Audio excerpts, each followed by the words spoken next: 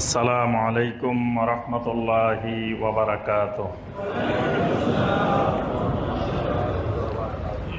আর যদি শুধু একটা শ্রেণীর মধ্যে কোরআন সীমাবদ্ধ থাকে, তাহলে ওই শ্রেণীটা ইহুদিদের ওলামায়ে কেরাম যেমন হয়ে গিয়েছিল, নাসারাদের ওলামায়ে কেরাম যেমন হয়ে গিয়েছিল, হিন্দুদের যাজক সম্প্রদায় তাদের তারা যেটাকে ধর্মীয় পণ্ডিত যারা, এই সম্প্রদায়টা যেমন হয়েছে, ঠিক ইসলামের এই সম্প্রদায়টাও ঠিক একই রকম হয়ে যাবে।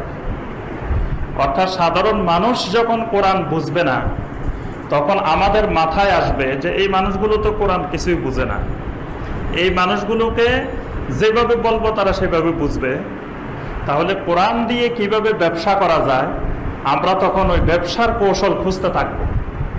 যেই অন্ধ মানুষগুলো এগুলা থেকে বিভিন্ন উপায়ে কোরআন দিয়ে কিভাবে ব্যবসা করে কিছু উপার্জন করা যায় সেই দিকে চলে যাওয়ার সম্ভাবনা আছে। এই জন্য আমরা দেখি আমাদের দেশের মানুষ যখন কোরআন জানতো না, এক সময় ছিল যে সাধারণ মানুষ কোরআনের কিছুই জানতো না, সর্বোচ্চ জানা হলো তেলাওয়াত, এর উপরে অর্থ জানা, ব্যাখ্যা জানা, এরকম মুসলিম সাধারণ মুসলিম সমাজে ছিলই না।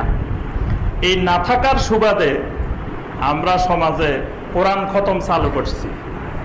কোরআন খতম দিই না, যে কোরআন খতম করাবো, যে একজন বিপদে পড়ছে দৌড়াই আসছে হুজুরের কাছে, ইমাম সাহেবের কাছে, ইমাম সাহেব চিন্তা করতেছি যে যদি কোরআন খতম করানোর কথাটা বলি তো কোরআনের প্রতি তার তো সম্মান আছেই, তাহলে কোরআন খতমের কথা বললে সহজেই পকেট থেকে টাকা বের হবে, বাস কোরআন দিয়ে ব্যবসা।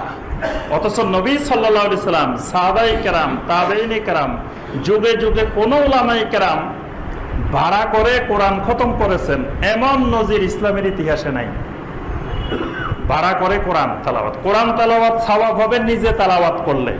আপনি যদি নিজে তেলাওয়াত করেন, এটা হলো শারীরিক ইবাদত, এটা আর্থিক ইবাদত না। কোরআন তেলাওয়াত শারীরিক ইবাদত, নিজের গুলাই সওয়াব হয়, আরেকজনকে দিয়ে করাইলে হয় না। যেমন নামাজ, আপনি যদি বলেন যে আমি টাকা পয়সা আছে, এত কষ্ট করি, দৈনিক 5 বার নামাজে যাওয়ার দরকার কি, আমি একটা লোক রেখে দিলাম, সেই মসজিদে গিয়ে ডাবল নামাজ পড়বে, তারটা প্রথমে পড়বে, তারপরে আমারটা পড়ে দিবে 5 বার, তাকে টাকা দিয়ে দিব, অসুবিধা কি? তাহলে হবে নামাজ? কেন হবে না? ওইটা শারীরিক ইবাদত। শারীরিক ইবাদত একজনেরটা আরেকজনে করতে পারে না, কারণ আল্লাহ পাক দুনিয়ার সকল মানুষকে একই রকম শরীর দান করেছেন। টাকার মধ্যে সমস্যা আছে, টাকা কাউকে আল্লাহ বেশি দিচ্ছেন, কাউকে কম দিচ্ছেন, কিন্তু শারীরিক যোগ্যতা, শারীরিক কোয়ালিফিকেশন আল্লাহ পাক সকল মানুষকে সমান দিচ্ছেন।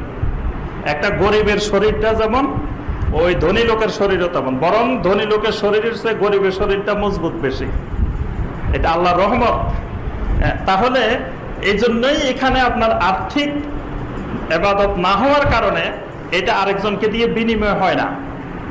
কোরআনে কারীম তেলাওয়াত, এটাকে শারীরিক ইবাদত না আর্থিক ইবাদত? শারীরিক ইবাদত। সুতরাং এটা নিজে তেলাওয়াত করলে সওয়াব হবে, আরেকজনকে দিয়ে ভাড়া করে তেলাওয়াত করাইলে কোনো সওয়াব পাওয়ার সম্ভাবনা নাই। তাহলে আপনি ধরেন 5,000 টাকা খরচ করে একটা কোরআন খতম করাইলেন, আপনি তো মনে করতেছেন আলহামদুলিল্লাহ বিশাল একটা কাজ করছি, কিন্তু আপনি কোনো সওয়াব পান নাই, কারণ এটা শারীরিক ইবাদত। এটা হুজুর তেলাওয়াত করলে হুজুর সওয়াব পাবে, আপনি কোনো সওয়াব পাবেন না।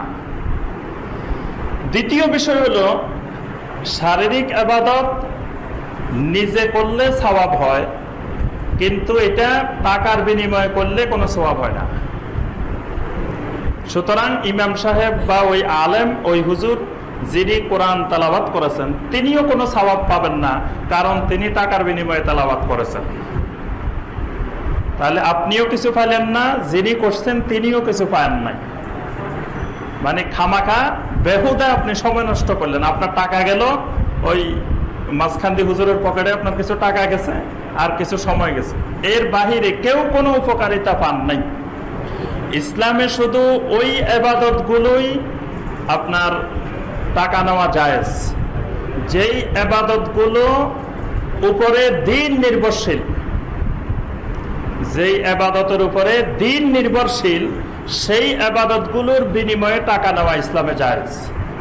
যেমন ধরেন আজান, আজান বন্ধ হয়ে যাওয়া মানে মুসলিম উম্মার একটি বিশাল ইবাদত বন্ধ হয়ে যাওয়া। নামাজ, 5 ওয়াক্ত নামাজের জামাত, এটা বন্ধ হওয়া মানে টোটাল ইসলাম শেষ হয়ে যাওয়া। এজন্য আজান দিয়ে, 5 ওয়াক্ত আজান দিয়ে বিনিময় নেওয়া যাবে, এটা জায়েজ। নামাজ পড়ায় ইমামতি করে, মুয়াজ্জিনি করে টাকা নেওয়া যাবে, এটা জায়েজ, কারণ এগুলোর উপরে দ্বীন নির্ভরশীল। কিন্তু কোরআন তেলাওয়াত কোরআনের উপরে দ্বীন নির্ভরশীল না, আরেকজনকে দিয়ে কোরআন তেলাওয়াত কোরআনের উপরে দ্বীন নির্ভরশীল না, কিন্তু কোরআন শিখার উপরে দ্বীন নির্ভরশীল।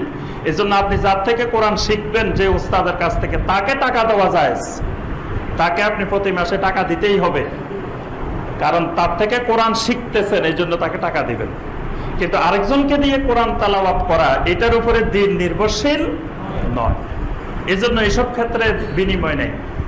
তাহলে আমরা যে কথাটি বলতেছি যে কোরআন নাজিল হয়েছে মানুষের হেদায়েতের জন্য, কিন্তু যখন সাধারণ মানুষ কোরআন থেকে বিমুখ হয়ে যাবে, তখন যাদের মধ্যে কোরআন সীমাবদ্ধ থাকবে, তারা কোরআনকে দিয়ে ব্যবসার ক্ষেত্র, বাণিজ্যের ক্ষেত্র, এটা অতীতে করেছে। ইহুদিদের আলেমেরা এই কাজটা করত, খ্রিস্টানদের আলেমেরা এই কাজটা করত, তারপরে আপনারা দেখেন হিন্দুদের পণ্ডিতেরা এই কাজটাই করে।